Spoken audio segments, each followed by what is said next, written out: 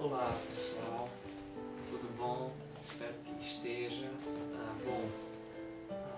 Hoje é segunda-feira à noite. Essa semana, final de semana, no domingo ontem, nós tivemos um desafio: participar dessa campanha que está acontecendo nas redes sociais, Não Envergonhe do Evangelho. E de pronto nós aceitamos o desafio proposto por uma de nossas alunas, já EBD, Escola Bíblica Dominical. E por sinal, esse trimestre está sendo especial, diferente, particular, porque nós iremos falar sobre o Espírito Santo, e é muito gostoso falar do Espírito Santo. E dentro dessa provocação que fizeram, nós aceitamos a começar essa campanha já fazendo a abertura com esse vídeo e dizendo: não nos envergonhamos do Evangelho. Eu separei um texto hoje que a gente vai desfrutar acerca do Espírito Santo. E em primeiro ponto, já queria deixar muito bem claro: o Espírito Santo, ele é Deus, ponto. E nós vamos comprovar usando a Bíblia Sagrada,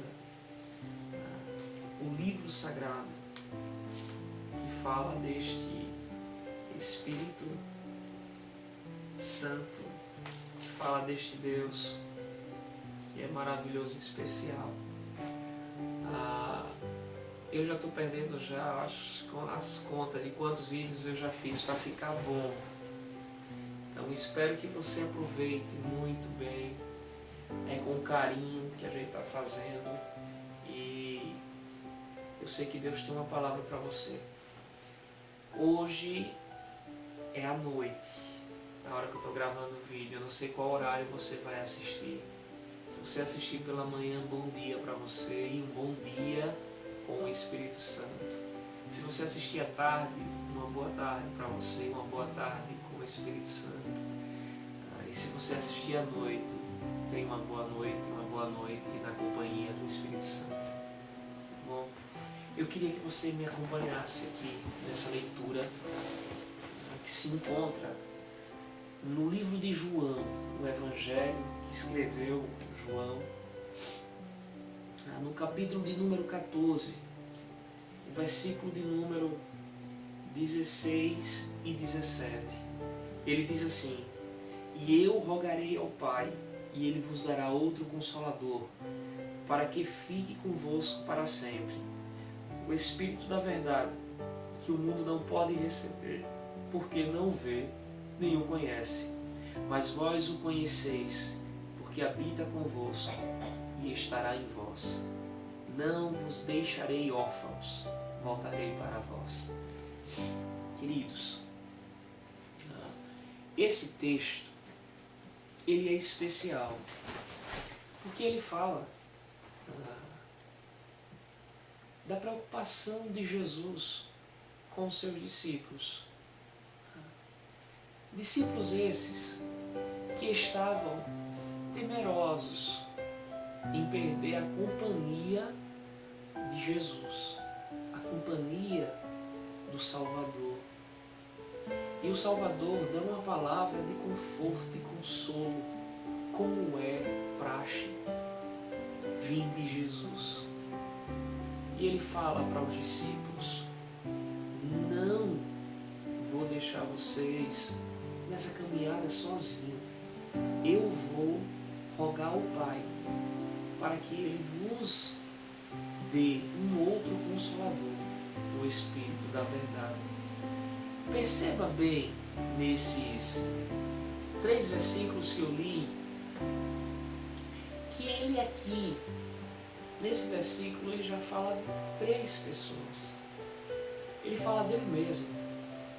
E ele diz: eu vou rogar ao Pai. Segunda pessoa, o Pai, que envie outro Consolador.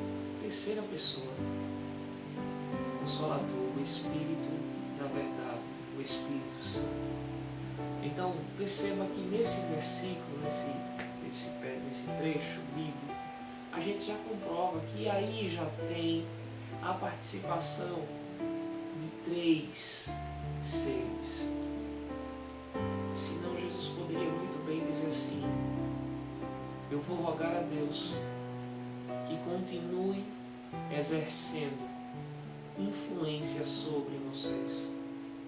Não, ele faz questão de falar: não vou deixar vocês sozinhos, vou pedir ao Pai que mande outro. Ora, essa palavra outro, ela está ligando a uma outra pessoa, a um outro ser.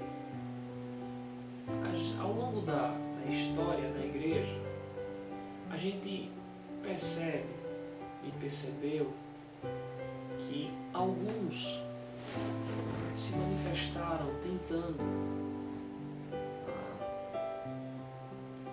inibir ou tirar a divindade do Espírito Santo e colocando o Espírito Santo como uma influência de Deus, uma influência impessoal de Deus, uma força impessoal de Deus, tentando descaracterizar a divindade do Espírito Santo,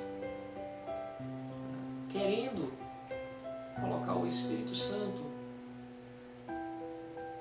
sem a sua devida qualificação de Deus, tentando desqualificar o Espírito Santo de Deus. Mas a gente comprova na Bíblia Sagrada que o Espírito Santo, ele não é uma força, ele não é uma influência, ele é Deus. E a Bíblia comprova categoricamente isso que eu estou falando, que ele é Deus. Essa passagem aqui a gente viu que Jesus falou de um outro, e esse outro não foi o Pai como Consolador, foi o Espírito Santo. A gente tem passagens bíblicas que comprovam o que eu estou falando. Primeira Epístola de João, capítulo de número 5 e o versículo de número 7, ele fala exatamente disso. Porque 3 são os que testificam no céu: o Pai, a Palavra e o Espírito Santo. E estes 3 são um. No livro de João, no capítulo 1 de João, ele fala que o verbo, eu quero ver aqui para o pessoal não ter dúvida. No princípio era o verbo, e o verbo estava com Deus, e o verbo era Deus. A gente viu lá a palavra, e agora a gente vê a palavra agora aqui como verbo, o próprio Jesus. Então ali a gente vê Pai, Jesus, o Espírito Santo. É muito fácil quando a gente fala de Deus Pai. Quando a gente fala de Deus Pai, a gente já vê em mente o Deus Criador, o Deus que tinha intimidade com Adão, com Eva, que vinha até o paraíso conversar com eles. A gente não duvida que existe Deus Pai.